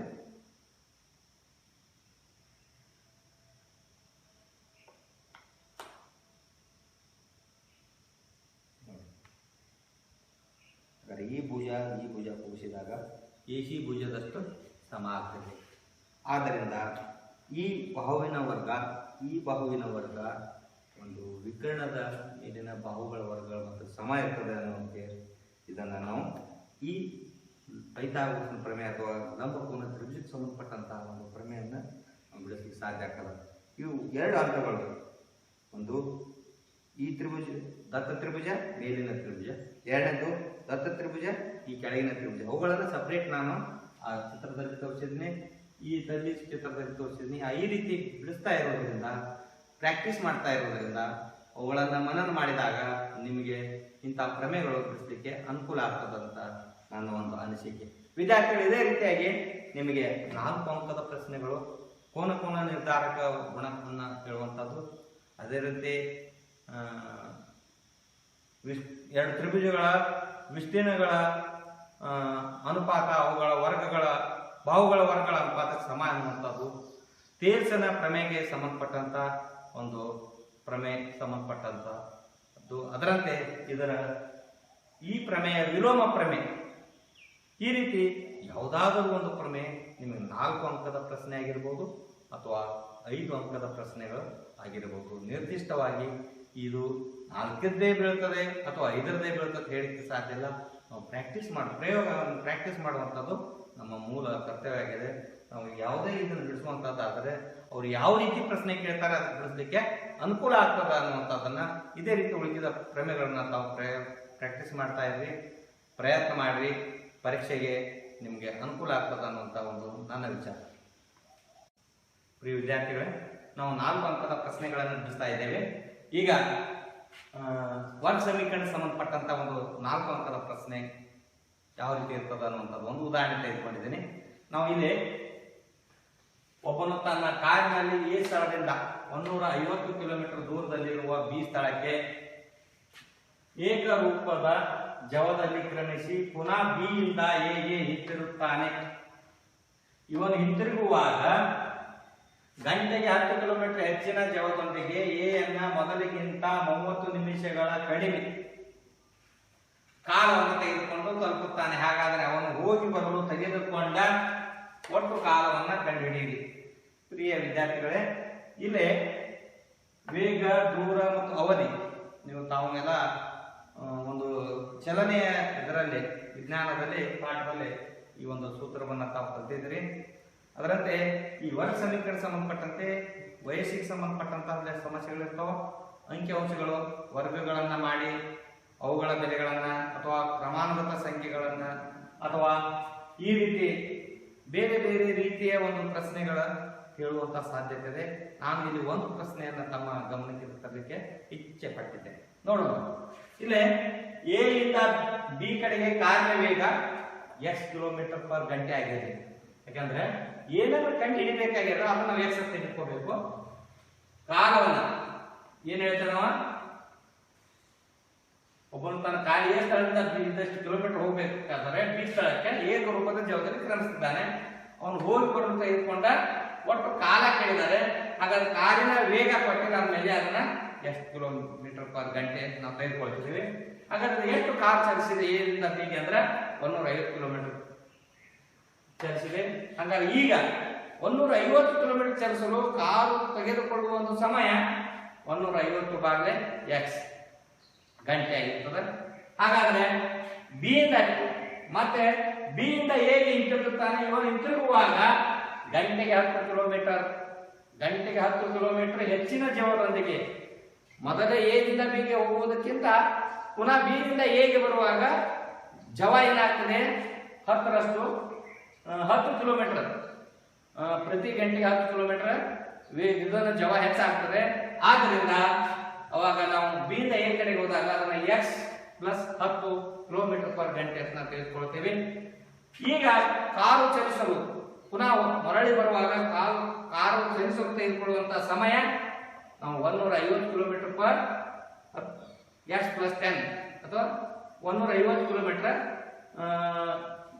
ಎಕ್ಸ್ ಪ್ಲಸ್ 10ರಿಂದ ನಾವು ಭಾಗಾಕಾರ ಮಾಡಿದಾಗ ಎಷ್ಟು ಗಂಟೆ ಆಗ್ತದೆ ಅನ್ನೋದು ನಮ್ಗೆ ಸಿಗ್ತದೆ. ಹಾಗಾದ್ರೆ ನಮ್ಮ ದತ್ತ ಈ ಹೇಳಿಕೆಯನ್ನ ಆಧಾರವಾಗಿ ಇಟ್ಟುಕೊಂಡು ನಾವು ಅದಕ್ಕೆ ದತ್ತ ಹೇಳಿಕೆ ಅಂತ ಹೇಳ್ತಿದ್ದೇವೆ.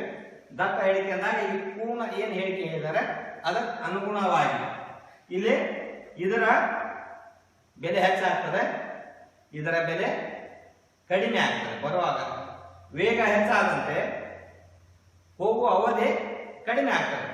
ಆದ್ದರಿಂದ ಈ ರೀತಿ ಇದರಲ್ಲಿ ಇದನ್ನು ಕಳೆದಾಗ ಎಷ್ಟು 30 ನಿಮಿಷ ಮೊದಲನೇಗಿಂತ ಕಡಿಮೆ ಕಾಲವನ್ನು ತೆಗೆದುಕೊಳ್ಳುತ್ತಾನೆ ಅನ್ನುವಂಥದ್ದು. 30 ನಿಮಿಷಗಳಂದ್ರೆ 60 ನಿಮಿಷ 30 ನಿಮಿಷಕ್ಕೆ ನಾವು ಅದನ್ನು ತಾಳೆ ಮಾಡಿ ಲೆಕ್ಕ ಮಾಡಿದಾಗ ಅದು ಒಂದು ಎಡಾಂಶ ಆಗ್ತದೆ. ಆದ್ದರಿಂದ ಇಲ್ಲಿ ಎರಡು ಓರೆ ಗುಣಾಕಾರ ಮಾಡ್ತೀವಿ, ಇದನ್ನ ಈ ಕಡೆ ಇದನ್ನ ಈ ಕಡೆ ಓರೆ ಗುಣಾಕಾರ ಮಾಡ್ತೀವಿ. ಓರೆ ಗುಣಾಕಾರ ಅಂದ್ರೆ 150x ಪ್ಲಸ್ 10 150 ಮೈನಸ್ ಎಕ್ಸ್ ಇದು ಬರ್ತದೆ, ಮೈನಸ್ 150x ಬರ್ತದೆ. ಇವು ಕೆಳಗ ಲಸ ತೆಗೆದಾಗ ಲಸ ತೆಗೆಯೋದು ರೀತಿ ಒಂದೇ ಅಥವಾ ಇದನ್ನು ಓರೆ ಗುಣಾಕಾರ ಮಾಡೋದ್ರ ಎರಡು ಒಂದೇ. ಆದ್ದರಿಂದ ಇದು ಲಸ ತೆಗಿತಿದ್ದೇವೆ, ಲಸ ತೆಗೆದಾಗ ಎಕ್ಸ್ ಪ್ಲಸ್ 10 ಬರ್ತಿದೆ. ಈ ರೀತಿ ಬಂದಾಗ ಇವುಗಳನ್ನು ಗುಣಾಕಾರ ಮಾಡಿ 150 into X 150x plus 150 into 10 1500 ಆಗ್ತದೆ, ಮೈನಸ್ 150x ಬರ್ತದೆ. ಹಾಗಾದ್ರೆ ಇವೆರಡು ಗುಣಾಕಾರ ಮಾಡಿದಾಗ x into X X square X plus 10 10x ಆಗ್ತದೆ 10x. ಹಾಗಾದ್ರೆ ಇಲ್ಲಿ 150x ಮೈನಸ್ 150 ಎರಡು ಕ್ಯಾನ್ಸಲ್ ಆಗ್ತವೆ, ಉಳಿತೇನು 1500. ಇದು ಎರಡನ್ನ ನಾನು ಈ ಕಡೆ ತರ್ತೀನಿ, ಇದನ್ನ ಊರಿ ಗುಣಾಕಾರ ಮಾಡ್ತಾ ಸಮಚಿಹ್ನೆಯಿಂದ ಆ ಕಡೆ ಹೋದಾಗ ಭಾಗಲಬ್ಧ ಇದ್ದಿದ್ದು ಗುಣಾಕಾರ ಆಗ್ತದೆ, ಗುಣಾಕಾರದಿಂದ ಭಾಗಲಬ್ಧ ಆಗ್ತದೆ. ಹಾಗಾದ್ರೆ ಕೆಳಗಿನ ಭಾಗಲಬ್ಧ ಇದ್ದಿದ್ದು ಇಲ್ಲಿ ಗುಣಾಕಾರ ಆಗ್ತದೆ, ಇದ್ರ ಕೆಳಗೆ ಇದು ಭಾಗಲಬ್ಧ ಇದ್ದಿದ್ದು ಇದು ಗುಣಾಕಾರ ಆಗ್ತದೆ. ಅದರಿಂದ 1500 ಎರಡನೇ ಇಲ್ಲಿ 3000 ಬರ್ತದೆ. ಇದು ಎಕ್ಸ್ ಸ್ಕ್ವೇರ್ ಪ್ಲಸ್ ಎಕ್ಸ್. ನಾನು ಇದನ್ನ ಅದನ್ನು ಬದಲು ಮಾಡಿ ಬರ್ತಿದ್ದೀನಿ. ಈ 3000 ಈ ಕಡೆ ತಂದಾಗ ಮೈನಸ್ ಆಗ್ತದೆ. ಹಾಗಾದ್ರೆ ಈ ಮೊದಲನೇ ಪದ ಮತ್ತು ಕೊನೆಯ ಪದವನ್ನ ಗುಣಾಕಾರ ಮಾಡಿದಾಗ ಮೈನಸ್ 3000 ಆಗ್ತದೆ. ಅವುಗಳ ಮೈನಸ್ 3000 ಅಪವರ್ತನಗಳನ್ನು ತೆಗೆದುಕೊಂಡಾಗ ಆ ಅಪವರ್ತನಗಳು ಗುಣಾಕಾರ ಮಾಡಿದಾಗ ಮೈನಸ್ 3000 ಆಗಬೇಕು. ಕಳೆದು ಮತ್ತು ಕೂಡಿಸಿದಾಗ ಕಳೆದಾಗ ಅಥವಾ ಕೂಡಿಸಿದಾಗ ಎಷ್ಟು ಬರಬೇಕು? ಮಧ್ಯದ ಪದದಷ್ಟು ಬರಬೇಕು. ಮಧ್ಯದ ಪದ ಆಗ್ತದೆ. ಅದರಿಂದ 50 3000 ಆಗ್ತದೆ. ಈ 3000 ನಾವು ಮೈನಸ್ ಇಲ್ಲಿ ಮೈನಸ್ 55 ಬರ್ತಿದೆ, ಮೈನಸ್ 3000 ಆಗ್ತದೆ. 60ರಲ್ಲಿ 50 ಕಳೆದಾಗಿರೋ ಅರ್ಥ. ಹಾಗಾದ್ರೆ ಈ ರೀತಿ ಇದ್ದಾಗ ಇವುಗಳನ್ನ ಮಧ್ಯದ ಪದವನ್ನ ನಾವು ಈ ರೀತಿ ಒಡೆದುಕೊಳ್ತಿದ್ದೀವಿ. ಈ ಎರಡೆರಡು ಪದಗಳನ್ನ ಗುಂಪು ಮಾಡ್ತಾ ಇದ್ದೇವೆ. ಇಲ್ಲಿ ಎರಡರಲ್ಲಿ ಸಾಮಾನ್ಯವಾದದ್ದು x ತೆಗಿತಿದ್ದೇವೆ, ಎರಡರಲ್ಲಿ ಸಾಮಾನ್ಯವಾದದ್ದು 50 ತೆಗಿತಿದ್ದೇವೆ. ಆದ್ರಿಂದ x ಹೊರ ಬಂದಾಗ x ಪ್ಲಸ್ 60 ಆಗ್ತದೆ. ಇಲ್ಲಿ 50 ಹೊರ ಬಂದಾಗ x ಮೈನಸ್ ಹೊರ ಬಂತ ಪ್ಲಸ್ ಆಗ್ತದೆ 50 60. ಹಾಗಾದ್ರೆ x ಪ್ಲಸ್ 60 ಎರಡರಲ್ಲಿ ಇರೋದ್ರಿಂದ ಇದನ್ನು ಸಾಮಾನ್ಯ ಪದ ತೆಗೆದುಕೊಳ್ತೇವೆ. ಹಾಗಾದ್ರೆ x ಮೈನಸ್ 50 ಇದು ಬರ್ತದೆ ಈಕ್ವಲ್ ಟು 0 ಆಗ್ತದೆ. ಹಾಗಾದ್ರೆ ಇದನ್ನ 0 ಸಮೀಕರಿಸ್ತೇವೆ, ಇದನ್ನು ಸಹಿತ 0 ಸಮೀಕರಿಸ್ತೇವೆ. ಇವೆರಡು 0 ಸಮೀಕರಿಸಿದಾಗ ಇದು ಪ್ಲಸ್ ಇದ್ದಿದ್ದು ಸಮಚಿಹ್ನೆ ಆಚೆಗೆ ಬಂದಾಗ ಮೈನಸ್ 60 ಆಗ್ತದೆ, ಇದು ಮೈನಸ್ ಇದ್ದಿದ್ದು ಪ್ಲಸ್ ಆಗ್ತದೆ. ಹಾಗಾದ್ರೆ ಕಾರಿನ ಚಲಿಸುವ ವೇಗ ನಮ್ಮ ಋಣಾತ್ಮಕದಲ್ಲಿ ಇರುವುದಿಲ್ಲ, ಅದು ಧನಾತ್ಮಕವಾಗಿರ್ತದ. ಆದ್ರಿಂದ ಮೈನಸ್ 60 ಅನ್ನುವಂಥದ್ದು ಇದು ಅಸಾಧ್ಯದ. ನಾವೇನ್ ತೆಗೆದುಕೋಬೇಕಾಗ್ತದ? x equal to 50. ಆದ್ದರಿಂದ ಕಾರಿನ ವೇಗ ಈಕ್ವಲ್ ಟು 50 ಕಿಲೋಮೀಟರ್ ಪರ್ ಗಂಟೆ. ಈಗ ನಾವು ಅವನು ಹೋಗಿ ಬರಲು ತೆಗೆದುಕೊಂಡ ಒಂದು ಕಾಲವನ್ನು ಕೇಳಿದಾರ. ಈಗಾಗಲೇ ಕಾರಿನ ವೇಗವನ್ನು ಕಂಡಿದ್ದೇವೆ. ಹೋಗ್ಲಿಕ್ಕೆ ಮತ್ತು ಬರ್ಲಿಕ್ಕೆ ತೆಗೆದುಕೊಂಡ ಕಾಲವನ್ನ 150 ಭಾಗಲೆ x ಪ್ಲಸ್ 150 ಭಾಗಲೆ x ಪ್ಲಸ್ 10 ಆಗ್ತದೆ. ಇದು ಹೋಗುವಾಗ, ಇದು ಬರುವಾಗಿನ ಒಂದು ಅವಧಿ. ಹಾಗಾದ್ರೆ x ಬದಲಿ ನಾವು ಬೆಲೆ ತುಂಬಿದಾಗ 150 ಭಾಗಲೆ 50 150 ಭಾಗಲೆ 50 ಪ್ಲಸ್ 10 ಆಗ್ತದೆ. ಹಾಗಾದ್ರೆ ಈ ಸೊನ್ನೆಗಳು ಕ್ಯಾನ್ಸಲ್ ಮಾಡಿದಾಗ 5 1 5 ಮೂಲೆ ಅಥವಾ 50 ಮೂಲೆ 150. ಈ 50 ಒಂದು 10 ಕೊಡಿಸಿ 60 ಆಗ್ತದೆ. ಇಲ್ಲಿ ನಾವು 32 35 ಆ ರೀತಿ ಕಟ್ಕೊಳ್ಬಹುದು. ಹಾಗಾದ್ರೆ 5ಕ್ಕೆ 2 ಭಾಗ ಮಾಡಿದಾಗ 2.5 ಆಗ್ತದೆ. ಎರಡು ಕೂಡಿಸಿದಾಗ 5.5 ಗಂಟೆ ಹೋಗಿ ಬರುತ್ತೆ ತೆಗೆದುಕೊಳ್ಳುವಂತ ಒಂದು ಅವಧಿ ಆಗುತ್ತೆ. ಈ ರೀತಿ ವಿದ್ಯಾರ್ಥಿಗಳು ತಾವು 4 ಅಂಕದ ಪ್ರಶ್ನೆಗಳನ್ನು ವರ್ಗ ಸಮೀಕರಣದಲ್ಲಿ ಇನ್ನೂ ಹೆಚ್ಚಿನ ಸಮಸ್ಯೆಗಳನ್ನು ತಾವು ಬಿಡಿಸಬಹುದು.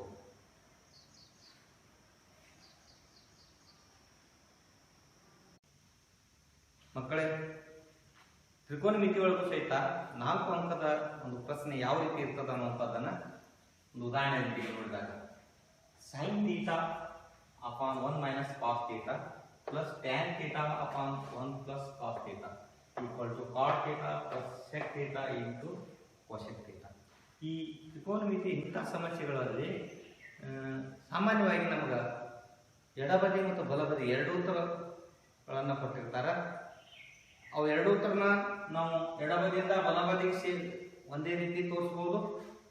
ಇಲ್ಲಿಕಂದ್ರೆ ಒಮ್ಮೊಮ್ಮೆ ಸಮಸ್ಯೆಗಳು ಯಾವ ಇರ್ತಾವ ಅಂದ್ರೆ ಎಡಬದಿ ಬಿಡಿಸ್ತಾ ಹೋದಂತೆ ಒಂದು ಉತ್ತರ ಬರುವಂತದ್ದು, ಬಲಬದಿ ಬಂದಾಗ ಬಿಡಿಸ್ತಾ ಹೋದಂತೆ ಅದು ಉತ್ತರ ಒಂದೇ ಆಗಿರ್ತದೆ. ಅವಾಗ ಆ ರೀತಿ ತೋರಿಸುವಂತ ಕೆಲವು ಸಮಸ್ಯೆಗಳಿರ್ತವೆ. ಹಾಗಾದ್ರೆ ನಾನೀಗ ಇಲ್ಲಿ ಈ ರೀತಿ ಎಡಬದಿಯಿಂದ ಪ್ರಾರಂಭ ಮಾಡಿದಾಗ ಬಲಬದಿಗೆ ಬರುವಂತ ಉತ್ತರ ಸರಿ ಇದೆ ಅನ್ನುವಂಥದ್ದನ್ನ ನಾವು ನೋಡಿಕೊಳ್ಳೋಣ. ಈಗಾಗಲೇ ತಮಗೆ ಇದ್ರ ಬಗ್ಗೆ ನಾವು sine theta, cos theta, tan theta ಇವುಗಳ ಒಂದೊಂದು 6 ಒಂದು ತ್ರಿಕೋನ ಮಿತಿಗಳನ್ನು ತಾವು ಗಮನದಲ್ಲಿ ಇಟ್ಕೊಂಡಿರುತ್ತಂತ ಭಾವಿಸಿಕೊಂಡು ಹೊಳೆ ಈ ಒಂದು ಸಮಸ್ಯೆಯನ್ನು ನಾನು ಬಿಡ್ತಾ ಇದ್ದೇನೆ. ಸಾಮಾನ್ಯವಾಗಿ ತಮಗೆ ಅನೇಕ ಸಮೀಕರಣ ಸೂತ್ರಗಳು ತಮಗೆ ಗೊತ್ತದ. ಈ ರೀತಿ ಸೈನ್ ಥೀಟಾ ಇದ್ರೆ 1/cos ಥೀಟಾ ಕೊಸೆಕ್ ಥೀಟಾ ಆಗ್ತದೆ, ಕಾಸ್ ಥೀಟಾ ಇದ್ರೆ 1/sec ಥೀಟಾ ಆಗ್ತದೆ, ಟ್ಯಾನ್ ಥೀಟಾ ಇದ್ರೆ 1/cot ಥೀಟಾ ಆಗ್ತದೆ. ಈ ರೀತಿ ವಿಲೋಮಗಳು ಅವುಗಳನ್ನು ನಾವು ಬಳಕೆ ಮಾಡ್ತಾ ಇದ್ದೇವೆ.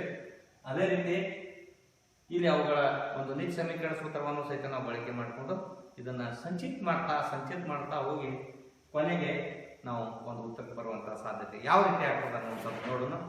ಇಲ್ಲಿ LHS ಅಂದ್ರೆ ಈ ಕೊಟ್ಟಂತ ಈ ಪದ, ಇದನ್ನ ನಾವು ಎಡಬದಿ ಅಥವಾ ಲೆಫ್ಟ್ ಹ್ಯಾಂಡ್ ಸೈಡ್ ಅಂತ ಕರೆಯಲ್ಪಟ್ಟಿದ್ದೇವೆ. Sine theta upon 1 - cos theta plus tan theta upon 1 + cos theta. ಇಲ್ಲಿ 1 - cos ಥೀಟಾ 1 + cos ಥೀಟಾ ಇದೆ. ಇದನ್ನ ನಾವು ಎರಡೂ ಕಡೆ ಇದು ಮೈನಸ್ ಇದ್ದಾಗ ಪ್ಲಸ್ ತೆಗೆದುಕೊಂಡು ಪ್ಲಸ್ ಇದ್ದಾಗ ಮೈನಸ್ ಎರಡೂ ಕಡೆ ಅಂಶ ಛೇದಕ್ಕೆ ತೆಗೆದುಕೊಂಡು ಗುಣಾಕಾರ ಮಾಡೋದ್ರಿಂದ ಬೆಲೆಯಲ್ಲಿ ವ್ಯತ್ಯಾಸ ಆಗೋದಿಲ್ಲ. ಹಾಗಾದ್ರೆ ಇದು ನಾವು ಸೈನ್ ಥೀಟಾ ಇದನ್ನ ತೆಗೆದುಕೊಂಡಾಗ ನೋಡ್ರಿ ಇದೊಂದು -1 - cos ಥೀಟಾ 1 + cos ಥೀಟಾ ಆಗ್ತದೆ. ಮೇಲಿಂದ ಇವು ಎರಡು ನೇರವಾಗಿ ಗುಣಾಕಾರ ಆಗ್ತದೆ, ಕೆಳಗಿಂದ ನೇರವಾಗಿ ಗುಣಾಕಾರ. ಹಾಗಾದ್ರೆ ಈ ರೀತಿ ಇವು ಎರಡು ಕೆಳಗಿಂದ ನೇರವಾಗಿ ಗುಣಾಕಾರ, ಮೇಲಿಂದ ನೇರವಾಗಿ ಗುಣಾಕಾರ ಆಗ್ತದೆ. ಹಾಗಾದ್ರೆ ಇವೆರಡು ಗುಣಾಕಾರ ಮಾಡ್ಬೇಕಾದಾಗ ಇವೆರಡು ತರ ಸೇಮ್ ಅದ. ಇಲ್ಲಿ ನೋಡು ಪ್ಲಸ್ ಇದ್ದಾಗ ನಾವು ಲಸ ತೆಗಿತಿದ್ದೇವೆ, 1 - cos ಥೀಟಾ ಇದೆ, 1 + cos ಥೀಟಾ ಇದೆ. ಆದ್ರಿಂದ ಒಂದೇ ರೀತಿ ಈ ಛೇದವನ್ನು ಹೊಂದಿರುವಂತವುಗಳನ್ನ ನಾವು ಸೇಮವಾಗಿ ತೆಗೆದುಕೊಳ್ತೇವೆ. ಮೇಲೆ ಕೂಡಿಸಿದ್ರೆ ಕೂಡಿಸು ಅಥವಾ ಕಳೆದಿದ್ದರೆ ಕಳೆಯುವಂತದ್ದು. ಪ್ಲಸ್ ಇದ್ರೆ ಪ್ಲಸ್ ಮಾಡ್ಕೊತೀವಿ, ಮೈನಸ್ ಇದ್ರೆ ಮೈನಸ್ ಮಾಡ್ಕೊತೀವಿ. ಪ್ಲಸ್ ಇರೋದ್ರಿಂದ ಯಥಾ ಪ್ರಕಾರ ಮೇಲಿನ ಬೆಲೆಗಳನ್ನ ಯಾವುದೇ ವ್ಯತ್ಯಾಸ ಆಗುವುದಿಲ್ಲ. ಹಾಗಾದ್ರೆ ಇಲ್ಲಿ ಸೈನ್ ಬ್ರಾಕೆಟ್ ಗುಣಾಕಾರ ಮಾಡ್ತಿದ್ದೀವಿ. Sine theta × 1 sin theta plus sine theta cos theta plus tan theta minus tan theta cos theta. ಇವೆರಡು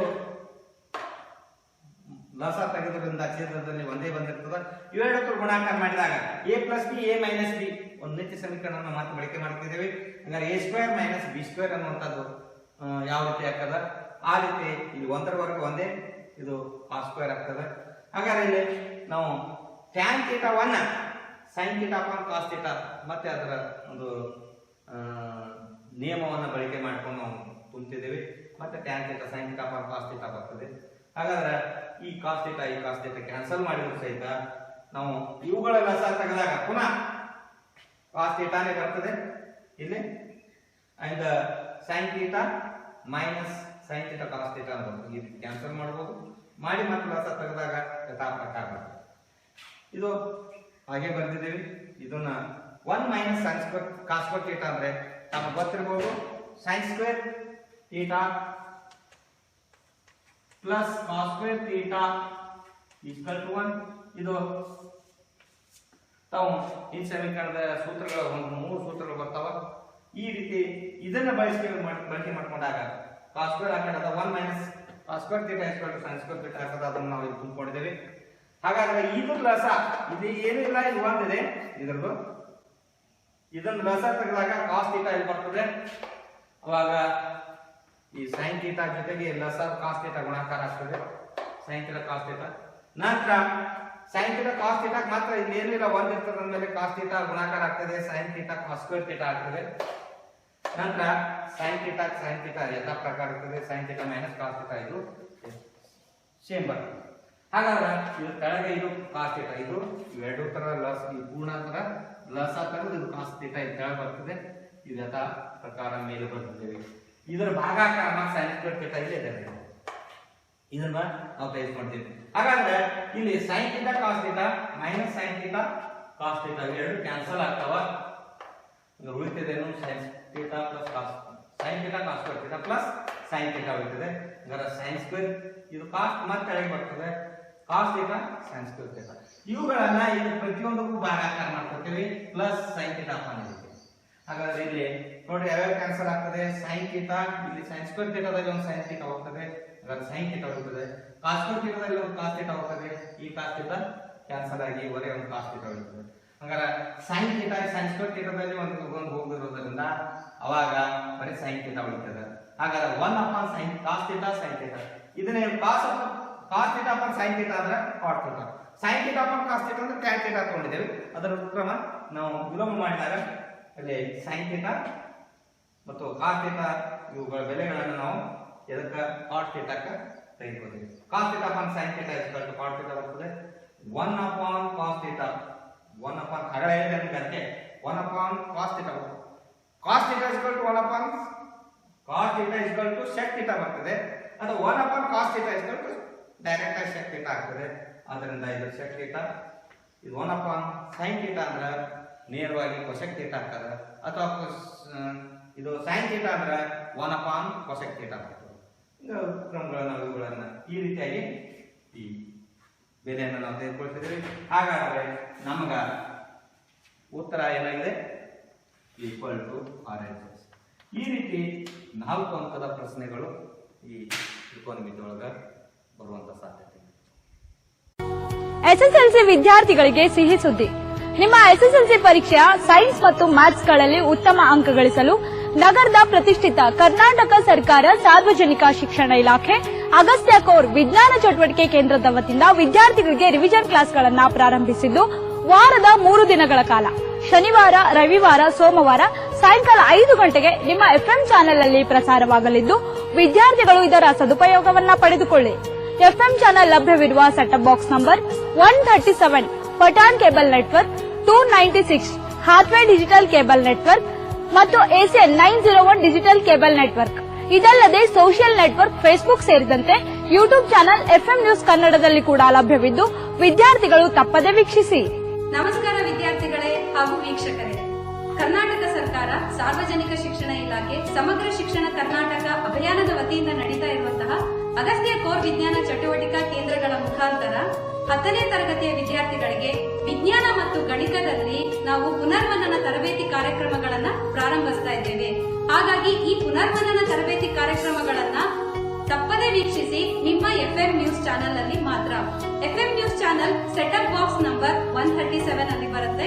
ಅದೇ ರೀತಿಯಾಗಿ ಡಿಜಿಟಲ್ ಕೇಬಲ್ ನಲ್ಲಿ 296 ಅಲ್ಲಿ ಬರುತ್ತೆ, ಹಾಗೂ ACN ಡಿಜಿಟಲ್ ಚಾನೆಲ್ ನಲ್ಲಿ 901 ಚಾನೆಲ್ ನಂಬರ್ 901. ಯಾರೂ ಸಹಿತ ವಿದ್ಯಾರ್ಥಿಗಳು ಮಿಸ್ ಮಾಡ್ಕೋಬೇಡಿ. ನಾವು ಸೈನ್ಸ್ ಮತ್ತೆ ಮ್ಯಾಥ್ಸ್ ಅನ್ನ ಎಕ್ಸ್ಪೆರಿಮೆಂಟ್ಸ್ ಥ್ರೂ, ಮಾಡೆಲ್ಸ್ ಥ್ರೂ ನಿಮಗೆ ಪ್ರೆಸೆಂಟ್ ಮಾಡ್ತೀವಿ. ಎಲ್ಲರೂ ಸಹಿತ ದಯವಿಟ್ಟು ಪ್ರತಿ ಶನಿವಾರ, ಭಾನುವಾರ, ಸೋಮವಾರ ಸಾಯಂಕಾಲ 5 ಗಂಟೆಗೆ ಎಫ್ಎಂ ಚಾನೆಲ್ ಅನ್ನ ನೋಡೋದನ್ನ ಮರಿಬೇಡಿ. ಎಲ್ಲರೂ ನೋಡ್ತೀರಾ ಅಲ್ವಾ? ಧನ್ಯವಾದಗಳು. ನಿರಂತರವಾದ ಸುದ್ದಿಗೆ ಸಬ್ಸ್ಕ್ರೈಬ್ ಮಾಡಿ ಎಫ್ಎಂ ನ್ಯೂಸ್ ಕನ್ನಡ ಹಾಗೂ ಬೆಲ್ ಐಕಾನ್ ಅನ್ನು ಒತ್ತಿ ನೋಟಿಫಿಕೇಶನ್ ಖಚಿತಪಡಿಸಿಕೊಳ್ಳಿ. ಧನ್ಯವಾದಗಳು.